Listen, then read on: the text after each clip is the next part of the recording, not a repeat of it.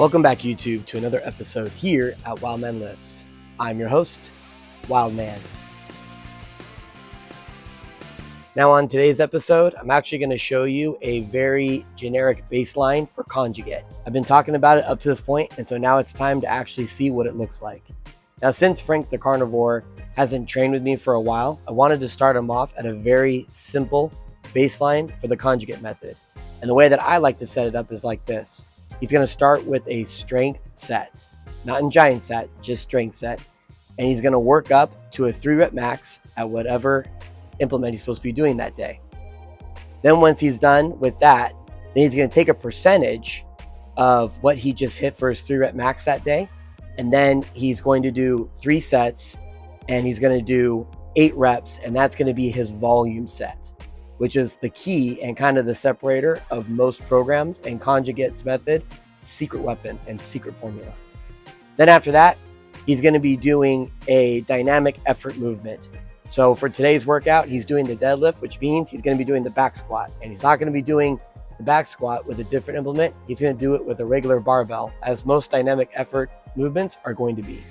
And then after that, he's going to do his accessory set, where he's going to finish off all the muscles to make sure that he can lift and stay healthy, so he can continue to live for longevity. So let's pop into today's workout and we'll see what Frank the Carnivore did today. So on today's menu, Frank is going to be doing the deadlift, but the conjugate method requires that the strength portion is done with a variation lift of the deadlift. So he's going to be doing a deficit deadlift. He's going to work up to a 3-rep max. He's pretty much going to stand on that bumper plate, and then he's going to get an extra 2 inches of work that he's going to have to complete range of motion. And every inch on the deadlift really matters. And he had worked up from just the bar and worked his way up to this weight, to a 3-rep max. And this looked pretty good and pretty solid. So 300 pounds went well. And then the key to the conjugate method is you take a percentage of that and you do the same exact movement, which is going to be the deficit deadlift. So you take a percentage of that, you do 3 sets with 8 reps, and you're basically going to be doing this for reps.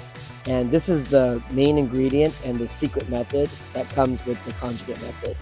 You're basically just going up as a formality on the deficit deadlift just to hit a 3-rep max or whatever feels comfortable. And then this is what the main movement and the main motion is going to do if you're going to want to actually progress in muscle and in strength. And I always joke with clients that this is where the workout gets serious. The fun part is doing the strength portion, because you're always going to be doing a different kind of movement. So every week, Frank's going to be doing a different version of the deadlift, whether with the trap bar, from the rack, or with chains. It doesn't really matter. But the idea is he's going to be able to lift heavy every single week by changing the variation of the lift, and he doesn't have to take any breaks or do any deloads. And then when he goes back to test his 1-rep max, as this dude checks out his lats, yes, your lats don't look that good, bro. You should get on my conjugate program. Then the idea is as he goes back to the barbell and he tests his 1-rep max on the deadlift with just the barbell, it's going to improve greatly. And that's kind of the secret ingredient behind conjugate. Now you'll see for his first 2 sets, he was maintaining time under tension. Now you can see for his 3rd set, because fatigue is set in, he's doing basically single deadlifts where he completely relapses from the bottom, gets tight again, and then pulls. This is greatly going to help his deadlift from the floor, because usually the first rep for a deadlift is the hardest. And if you just hold that tension for reps, it's actually a lot easier.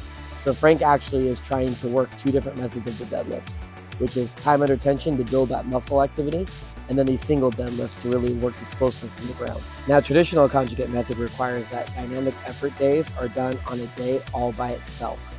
But like I said before, I like to program that on the same day.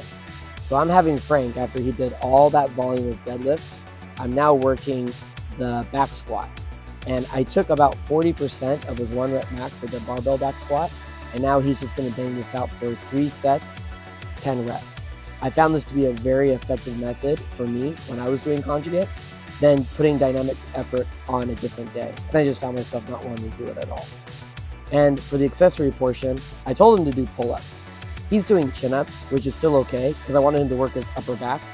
But I told him, since I wasn't there with him this day, he needs to actually put his palms the other direction, so he's working his back. That carries over to deadlift a lot better.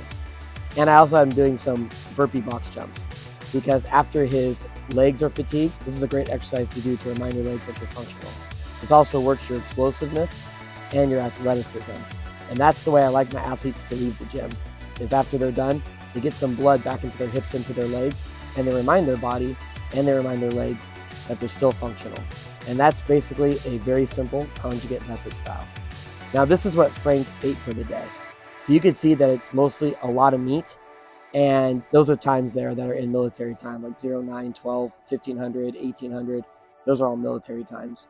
But you can see he upped his calories a lot with just the meat. So we'll see how this works out in the very end.